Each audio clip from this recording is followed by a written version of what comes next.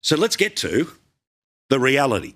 When it comes to this government, do not judge them on what they say, judge them on what they do. Now, the Labor Party conference came and went over the weekend. I don't care either. But one thing, was a message they were trying to hammer away at us all weekend long.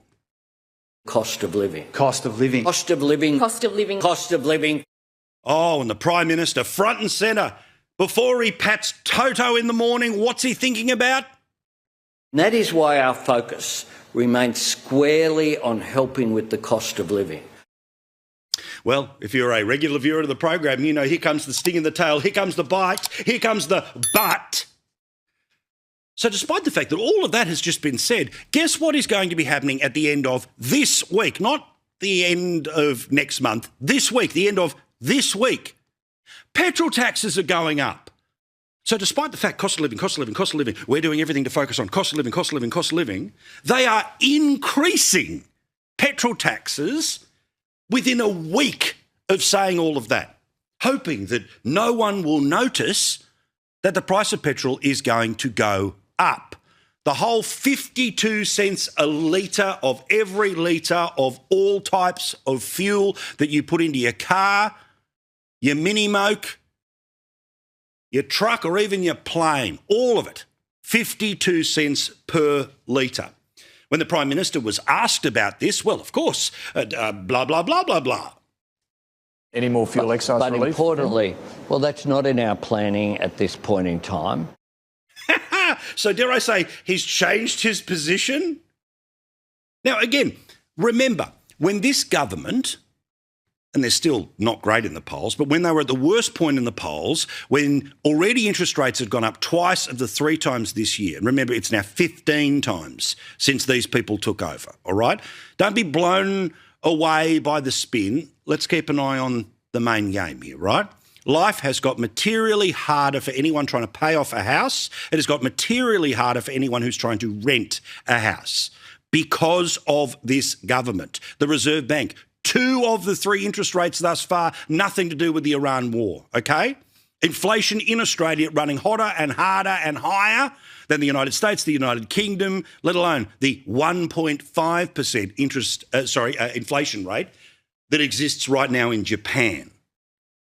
And when this government decided, you know what, our cost of living relief is that we're not going to charge the full 52 cents. No, we're going to drop it down, not to 0, but they're only going to halve it to what, about 25 cents per litre.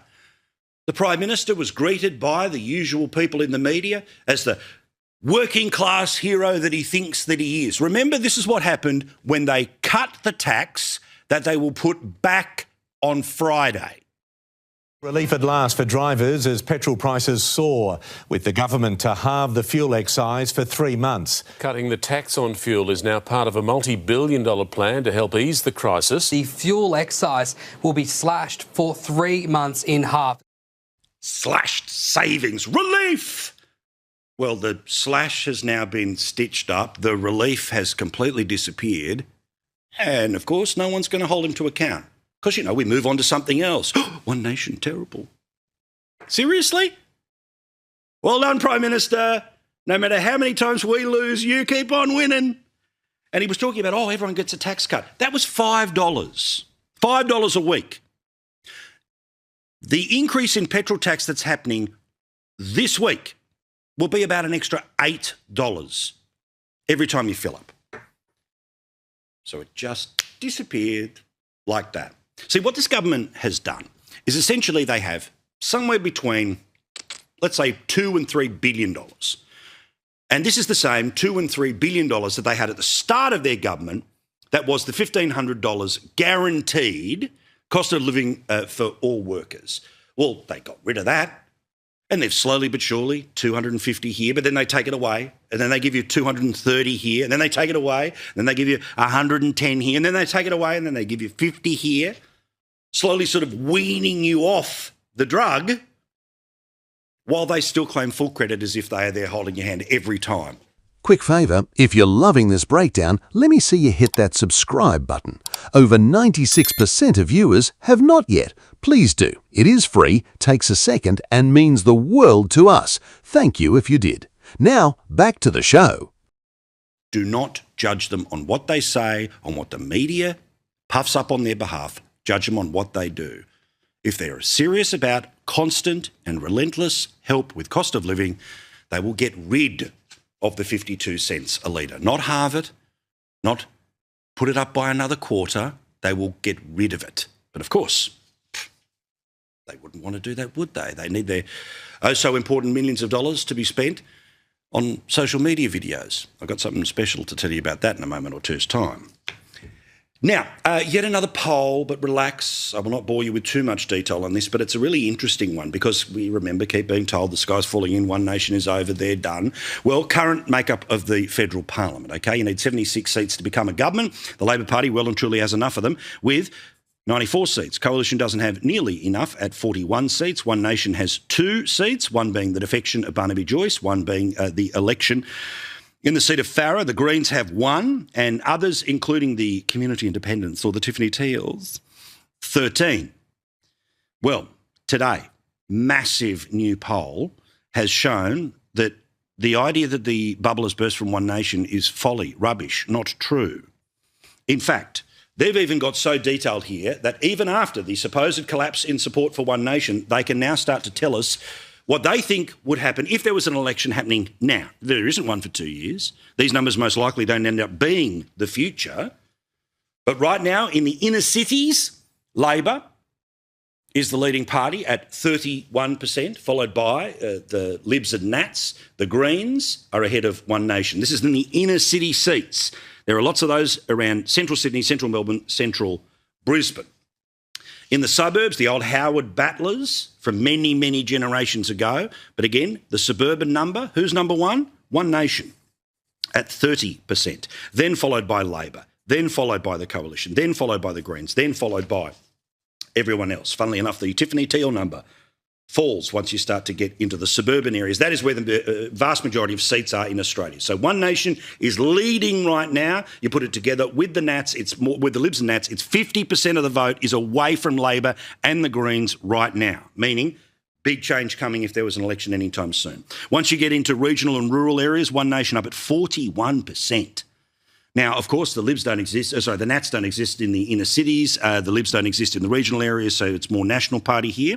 That's at 20%, Labor at 18%, Greens at 9%, and others at 12%. What does that mean? Well, it means Labor would go from 94 seats in the parliament to 68. They would be many seats short of the 76 required to be the government.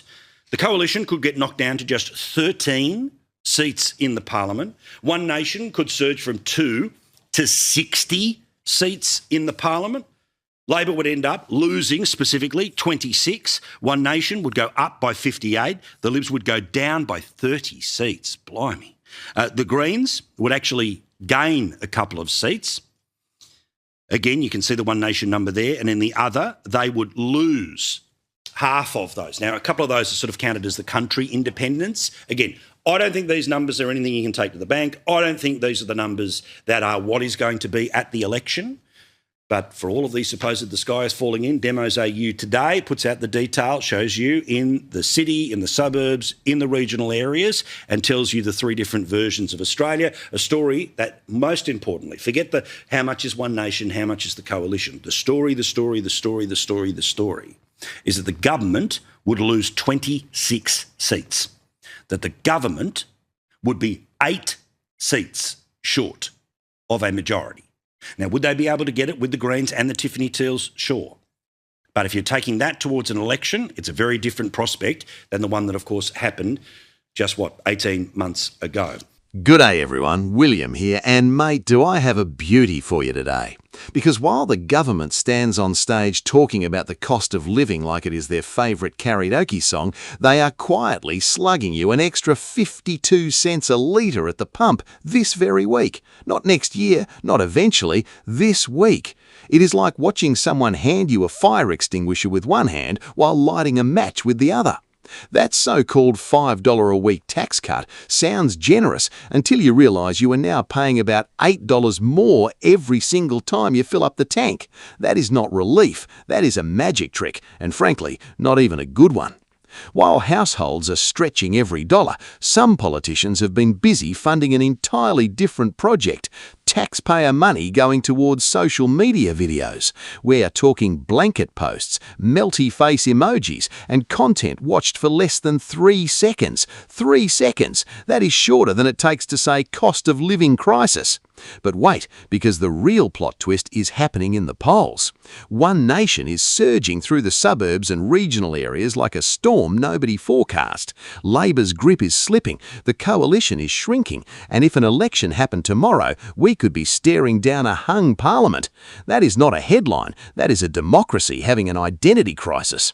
Judge them what they do, not what they say. That has never been more true than right now. Thank you so much for watching. I really appreciate you being here.